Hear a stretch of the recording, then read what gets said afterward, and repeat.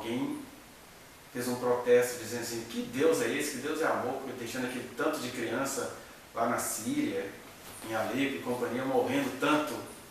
Parece que a Síria está mexendo com a humanidade nas redes sociais aí de ontem para hoje, né? Não. E aí, como que Deus deixa uma coisa dessa acontecer? E eu fiquei pensando, olha só, quando a gente compreende o amor de Deus, como que o nosso olhar muda nos dois sentidos. Porque o primeiro sentido te convida ao moralismo do ateu. O ateu, falando de maneira genérica, que nem é ateu, mas na verdade é uma pessoa amargurada com Deus. Né? Que Deus é esse que deixa as crianças da Síria morrer e não faz nada por elas. E você tem o moralismo do cristão, daquela pessoa que se sente protegida, que acha que nada de errado vai acontecer com a vida dela, que pega uma notícia dessa e fala assim, não, mas não é um absurdo não, porque você não está achando um absurdo o neném ser encontrado num terreno baldio? Por que Deus deixa pessoas inocentes morrerem? E aí a gente tem dois grupos de respostas, né?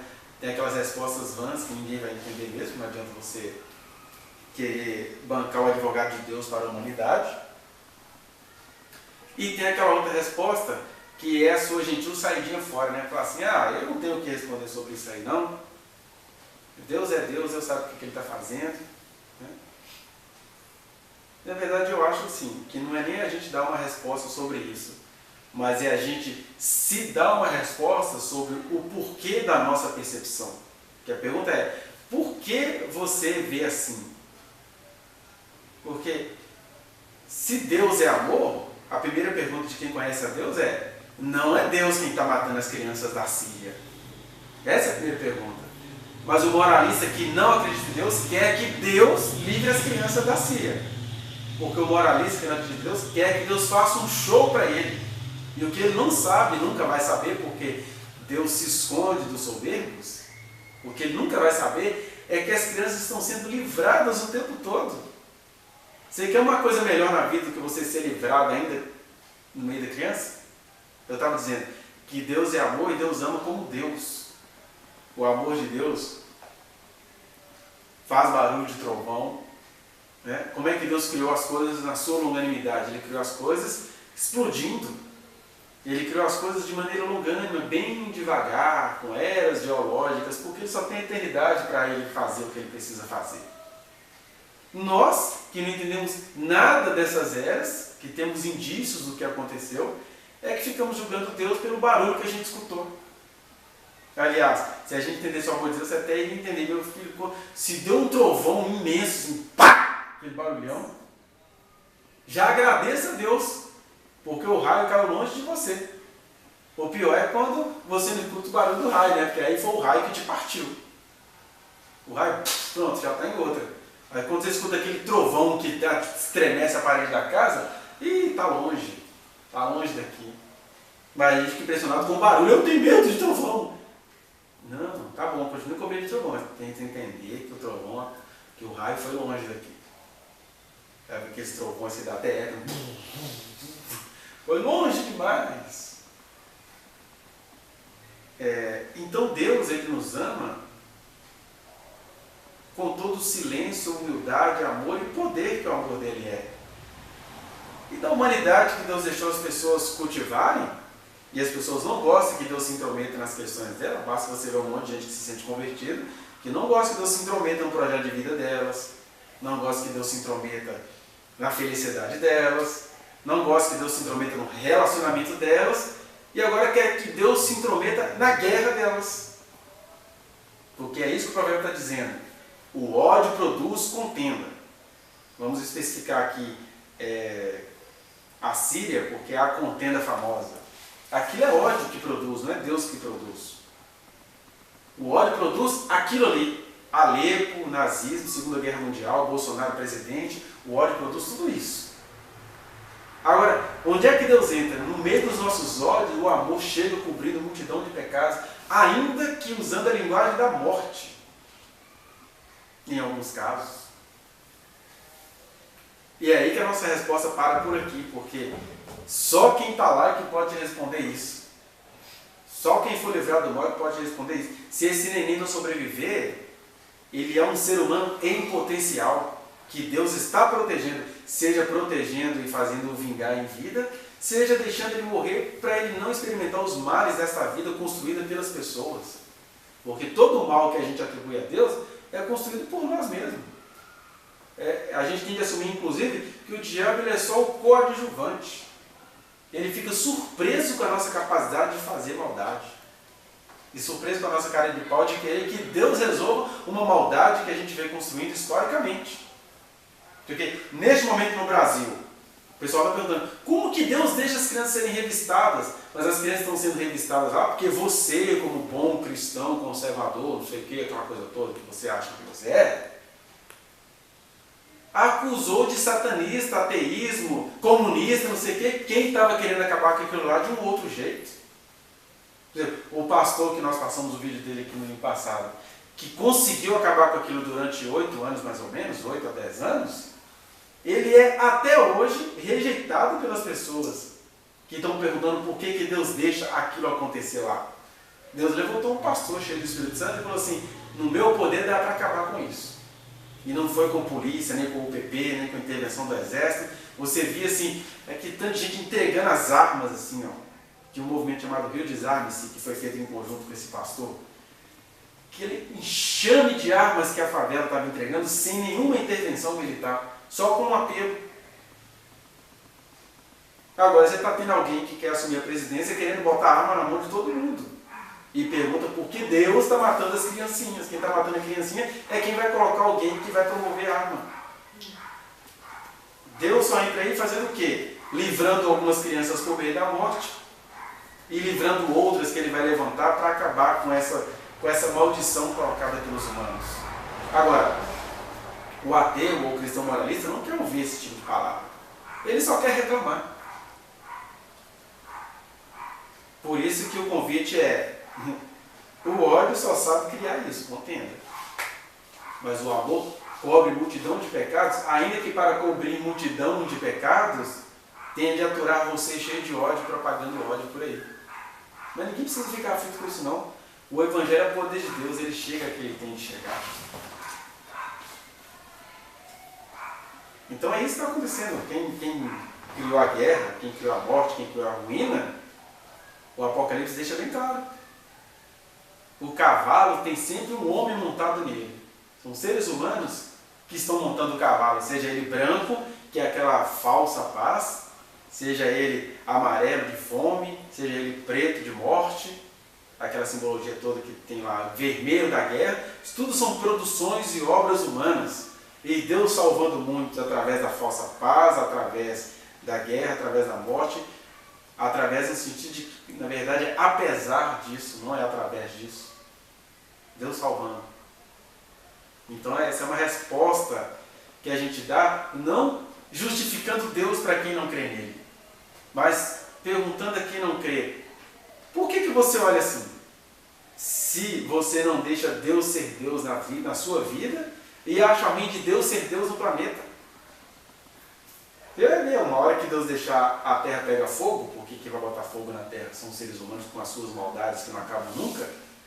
Aí as pessoas já falam que Deus maldoso vai queimar todo mundo, quantos inocentes vão morrer? E aí tem uma outra observação que eu gostaria de fazer, que a gente, nessas críticas a Deus, que fala mais de nós do que de Deus, a gente associa inocência com ausência de humanidade.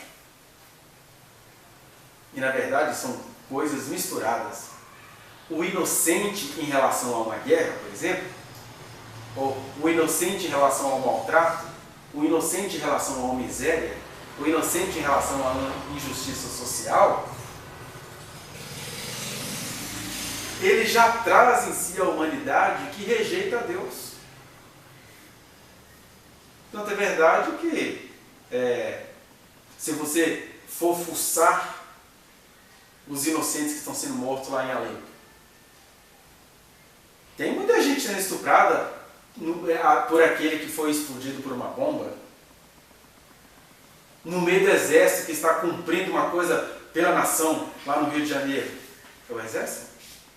As Forças Armadas? Sei lá, o pessoal que está ocupando as favelas lá. No meio dessa turma que está fazendo valer a justiça, todo mundo sabe que no cotidiano esses menininhos uniformizados estão entrando nas casas e estão estuprando mulheres, sim. Ele pode morrer no meio de uma bomba lá que o traficante vai atacar. Morre como inocente em relação à bomba que ele recebeu na cabeça. Mas a verdade eterna para homens, mulheres, crianças, jovens e velhos é que todos pecaram e carecem da glória de Deus. E isso só o Evangelho pode nos convencer acerca disso. Então o que a gente precisa entender é que o inocente é inocente em relação a determinada coisa, mas ele não é inocente em relação a muitas outras coisas. Foi por isso que Jesus falou com os apóstolos, né? Vocês ficaram impressionados com a torre que caiu, que desmoronou sobre um monte de trabalhadores inocentes em relação àquela construção? Inocentes. Fruto de injustiça social. Homens galileus pobres construíram uma torre para alguém aparecer que desabou. Mas Jesus não vai discutir a inocência. Ele chega assim: pois se todos não se arrependerem igualmente, todos igualmente perecereis. Porque eles eram inocentes em relação àquele episódio. Mas eles são humanos. Todo inocente sabe a sua própria culpa. E das crianças? Delas é o reino de Deus. Uma criança que morre, ela impressiona a gente e tende a impressionar. Porque você vê a pureza, aquela pessoa que não sabe dizer o que está acontecendo, mas você tem que entender também que a pureza e a inocência da criança traz algumas vantagens para ela.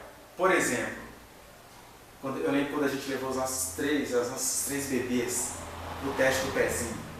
Aquilo assim, a Sônia chorava, eu sofria, porque vou furar o pezinho, o bichinho chora. Na verdade ele está sentindo uma dor, mas por ele não saber o que é a dor, ninguém tem trauma de teste do pezinho. Porque a inocência traz essas vantagens. Uma criança que morreu em meio a uma guerra, ela nem viveu para o trauma dela ser grande. E com essas palavras perigosas que eu estou dizendo, eu não estou aqui banalizando a criança. O que eu estou dizendo é que a gente fica muito chocado com determinadas imagens para usar isso contra Deus e os outros. E a pessoa que foi vítima daquela imagem que a gente está vendo, nem aqui mais está. Eu acho que eu já falei isso para vocês num outro momento, né? Onde eu já ouvi muitos relatos de pessoas que foram abusadas em um momento muito extenso da infância. E para minha surpresa, no consultório, o que eu escuto? Que na hora que aquela coisa ia chegar, elas não sabem porquê, mas elas entravam num outro mundo. Que elas tinham o trauma da hora que a coisa ia acontecer e da hora que a coisa acabou de acontecer e da pessoa conviver ali no dia a dia. Mas da coisa em si, por algum motivo que elas não sabem, elas não vivenciavam aquilo. Porque Deus sabe conversar com os inocentes. Ah, mas por que Deus deixa essas coisas acontecerem? Que eu estou dizendo, todos nós somos inocentes para determinadas coisas, mas a gente, quando não é culpado, a gente tem uma capacidade inerente de fabricar a própria culpa. Né? Que é, por exemplo,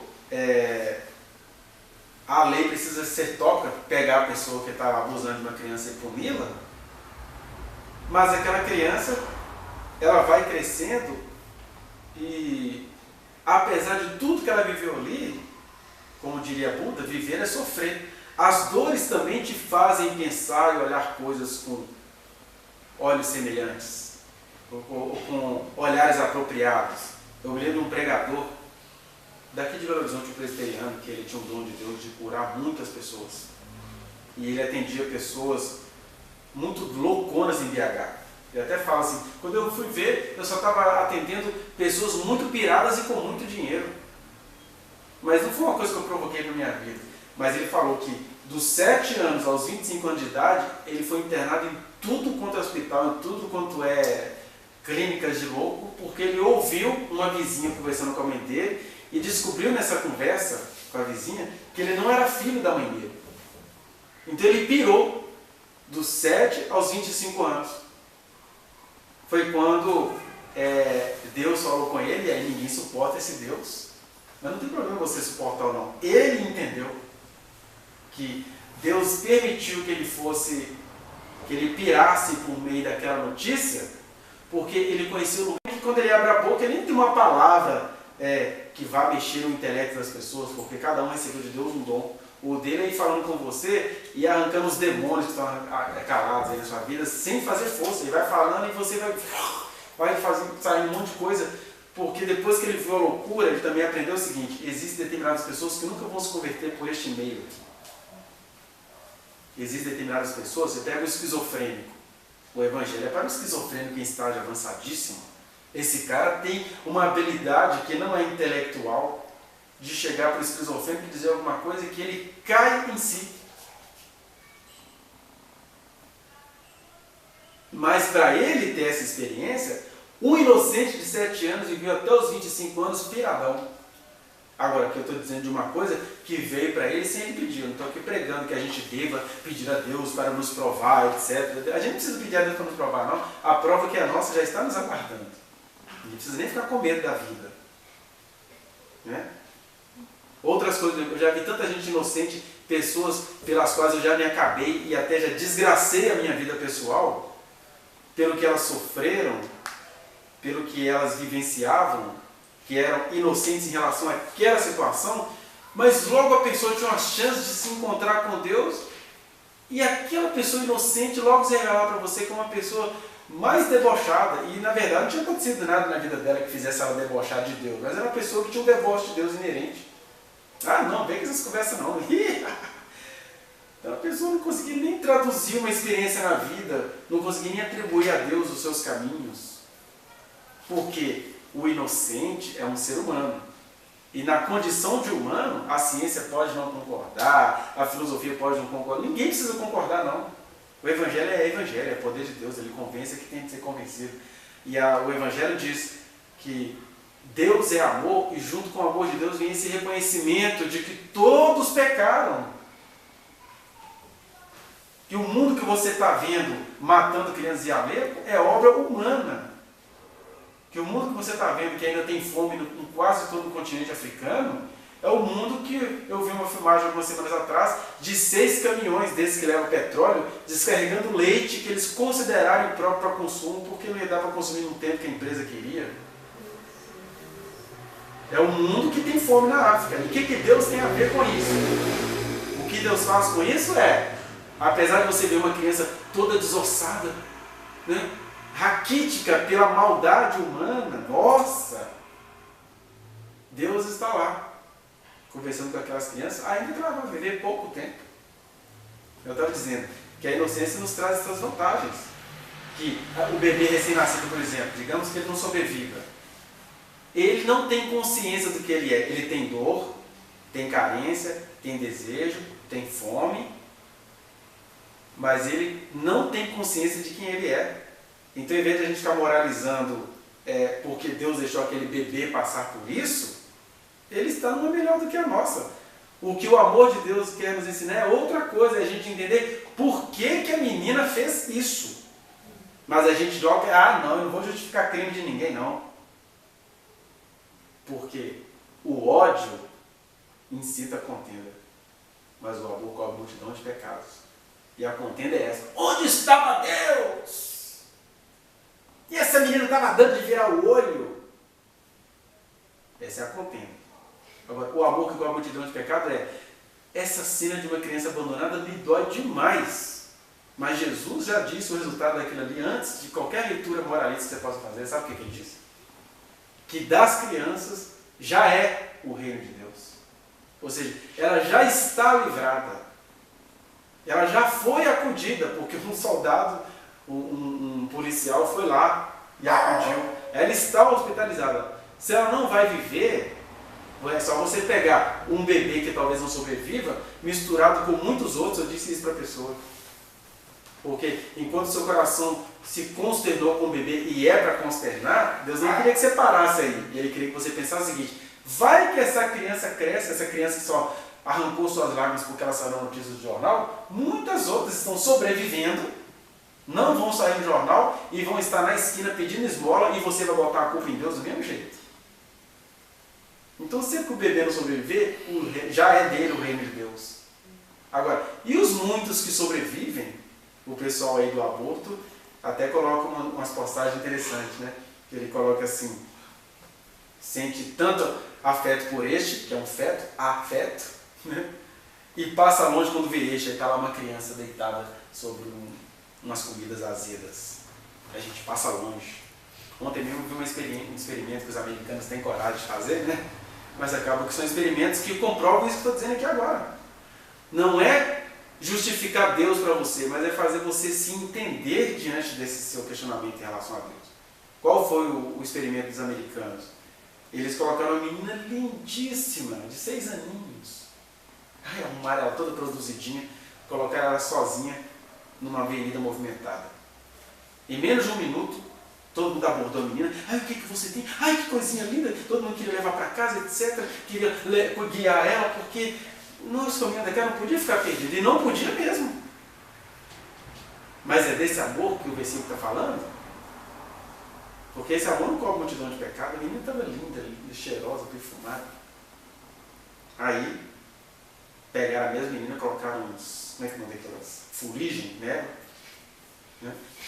Deu toda manchadinha, a mesma menina.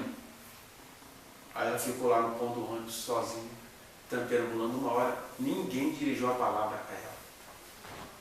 Ainda teve sorte, porque alguém poderia pegar para abusar dela. Né? Mas ninguém dirigiu a palavra a ela. O pessoal até levantava a cabeça para não ter que ver essa coisa aí. Mas eles não ficaram contentes, não. Levaram a menina para um restaurante. Linda, cheirosa, perfumada. E todo mundo conversando. Onde é que seus pais estão? Você é daqui? Todo mundo quer levar ela para os pais dela. E ela, mesmo ela com ar de que estava tranquila. Ela com ar de que estava tranquila. Não precisa de sua ajuda não, filho. Estou bem. Deixa eu passear um pouquinho. Mas todo mundo quis proteger a criaturinha. Aí botaram fuligem na menina no restaurante. Ela ficou mais ou menos 1 hora sem ninguém se dirigir a ela. E algumas pessoas chamaram a gente, tira essa menina daqui, ela está incomodando a gente. Tira daqui. O pessoal falando com o gerente do restaurante. E aí quando foi dando 1 hora, a menina não aguentou a experiência. Ela saiu correndo assim, gritando e chorando. Aí eles pararam o experimento. O experimento diz o que sobre os seres humanos que ficam falando mal de Deus? Ou que falam mal de um menino de 15 anos que jogou um bebê fora? Dizem que vocês amam estética. Vocês não amam criança. Vocês amam a estética da moral. O que aconteceu no Brasil no passado deixa isso muito claro. Todo mundo preocupado com uma menina que viu o pinto peludo de um artista que parado ficou. Tudo no corpo dele estava parado. Mas ficou todo mundo preocupado e gritando, deixem nossas crianças em paz. Porque as pessoas amam as crianças, não é verdade? Mas enquanto estava todo mundo gritando, deixem nossas crianças em paz, depois, inclusive, daquele episódio, o tanto de criança sendo abusada, molestada, surrupiada, sacaneada, e ninguém vai. Outro dia, uma das pessoas que falava isso, eu postei uma reportagem sobre uma covardia que eles tinham feito com uma criança, e aí a pessoa fala, pois é, não tem como a gente verificar isso, né? Não tem como a gente verificar isso. Tem como, porque não se dá crédito ao que a criança diz, né? Mas é porque a gente não ama a criança. A gente ama a imagem. A gente quer que as coisas estejam de acordo com a nossa estética moral. Eu tenho certeza de que eu estou em paz. Porque crianças do Rio podem ser revistadas. Alguém na escola essa semana estava falando isso. Eu falei, professor, mas também abriram a mochila lá, tinha uns calhau de maconha, né? Eu falei, pois é, mas você já parou para perguntar que quem revistou a criança que colocou aquele calhau lá dentro? Hã? Meu filho, eu tenho pesadelos com isso, porque eu conheço pessoas de bem mesmo, gente tão moralista que fica achando que pecou porque sentiu o cheiro de cigarro do outro. Foi parado numa blitz, enfiaram um pacote de maconha no bolso dele e vai ele provar. Até ele dizer que o policial fez isso, está preso. Seja o policial, seja o traficante. O que adianta me pegar uma criança com maconha na bolsa? Eu quero pegar quem botou a maconha na bolsa dela. Né? E ainda assim, você vê que é uma questão de poder, porque na criança da favela você descobre maconha na bolsa dela. Vá na mansão do Mangabeiras querer ver uma mochila de alguma criança que deve estar andando com muitos pacotes de maconha na bolsa. Porque eles têm certeza que aquela criança não vai ser pega, porque tem toda uma constituição que protege a revista em casa sem autorização judicial. Aí os meninos foram humildes. É mesmo, pessoal, não tinha parado para pensar por esse lado, não. Mas o amor que cobre multidão de pecados, Ele até corre o risco de parecer que ele liberou geral. Mas o amor é Deus. Deus não é amor? Quem falou que Deus libera geral? Ele cobre a multidão de pecados porque é sendo cobertos pelo amor dele é que a gente vai se libertando disso. É por isso que esse pastor que foi levantado no Rio de Janeiro entre 1990 e 1998, nessas lutas sociais, ele contava com a confiança dos poderosos do Congresso e dos poderosos da favela, porque todo mundo sabia que ele não carregava nada daquilo, porque o Evangelho é poder de Deus para te dar essas liberdades. Mas o pessoal da religião ficou com raiva daquilo. O mesmo pessoal que matou Jesus, porque parecia que Jesus estava liberando geral. Então, o convite nessa noite é esse, que ao invés de a gente ficar questionando Deus, e aqui eu estou falando para aqueles que creem em Deus e que ficam amargurados com Deus, porque Deus não resolve o problema, ele já te avisou. Quando ele esteve aqui em pessoa, ele não resolveu esses problemas.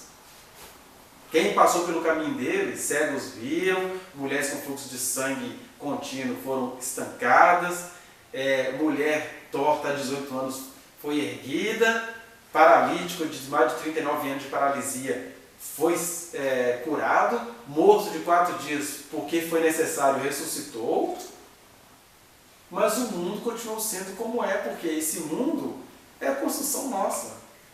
A gente quer que ele seja assim. A gente até quer fazer teoria em cima, a gente quer reclamar, a gente quer provar para o outro que Deus não existe mesmo. Então, para quem pensa assim, é o Evangelho que é poder de Deus, não são as minhas palavras, não tem como te convencer, não tem resposta para te dar. Agora, se você serve a Deus e sabe que Ele é amor, pode crer, pode confiar que Deus está amando em meio aos barulhos que a humanidade cria. Cada criança da Síria que morreu, salva já está. E cada pessoa que usa a morte daquelas crianças para perguntar por que Deus mata inocentes, é porque Deus é Deus. Ele sabe o que é inocente. Quem matou nem foi Deus. Deus salvou muitos inocentes no meio da morte que a humanidade provoca, né? Porque se tem um lugar que as Nações Unidas já deveria ter entrado, era ali. O que Deus faz? A morte é por conta dos seres humanos, a salvação é por minha conta, estou salvando. Quem fala isso aqui para vocês tem certeza absoluta, escandalosamente absoluta, de que quando Deus derramou fogo sobre Sodoma, ele estava mais salvando do que qualquer outra coisa. Quando Deus afogou egípcios, quando Israel atravessou o mar, pés enxuto, ele mais salvou. E a prova disso é que os egípcios entenderam tanta mensagem que eles disseram, toma nossas riquezas, vai embora. Já sabemos quem é o Deus verdadeiro. Ó, sinal de salvação. Todo mundo confessando Deus. Quando Deus levantou Davi para exterminar cananeus, e a gente já disse isso aqui em um outro momento, né?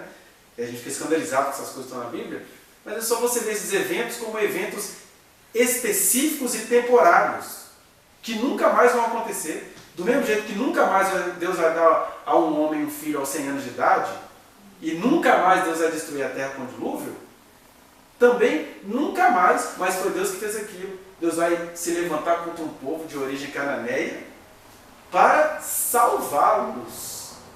O que ficou nas Escrituras foi a morte, Israel, o Senhor da guerra, tendo vitória sobre os inimigos, que quando a gente vai olhar os detalhes daquelas guerras lá, as vitórias eram mico deles, que na verdade, vai ver os relatos de Josué, eram pedras que rolavam do nada e tirou a vida do povo, era a chuva de Saraiva que caiu, né? Era o povo sem entender o que estava acontecendo lá no ministério de Eliseu. Aí uns mataram os outros, quer dizer, não precisou de israelita nenhum fazer isso. Eles chegavam depois querendo fazer porque eles queriam deles, né? Igual crente querendo ir para a marcha para Jesus. Jesus salva, não, a gente precisa mostrar o nosso sinal. Marcha para Jesus é o maior sinal de que alguém não acredita em Deus ali. Ainda que as pessoas vá com as boas intenções dela. Mas eu preciso marchar por alguém que é o poder em pessoa que salva todo dia. Então, quando você lê o Antigo Testamento com o amor de Deus, você vai entender a mentalidade de quem escreveu, vai entender que aquilo ali é um acontecimento específico e temporário. E quando ele é específico e temporário, feito por quem é amor, A maior obra que foi ali não foi a morte que ficou registrada nas Escrituras, foi a salvação que as Escrituras não deu conta de registrar. Que a Escritura lida por gente humana fala assim, que ele, quando desceu, quando ele fala que ele subiu, está falando também que ele desceu e foi lá e tirou do cativo o cativeiro, né? E aí Pedro específico, que foi lá nos espíritos em prisão e pregou o Evangelho, salvando a muitos, quando a longanimidade de Deus aguardava nos dias de Noé. Dizem assim, olha gente, vocês ficam aí procurando o Deus que mata. Tem duas verdades a dizer. Quem mata é o ser humano. Quem mata é um planeta dominado por uma mentalidade masculina. Não é à toa que as palavras de Gênesis ecoam até hoje, quando Deus fala para Adão, maldita é a terra por tua causa. Dizendo assim, tem mulher envolvida no crime, tem crianças envolvidas, tem um monte de coisa, mas na verdade a maldade do planeta, ela tem sexo masculino. E não sou eu quem digo, nem o movimento feminista, não. É a palavra de Deus. A terra é maldita por causa do bilhão.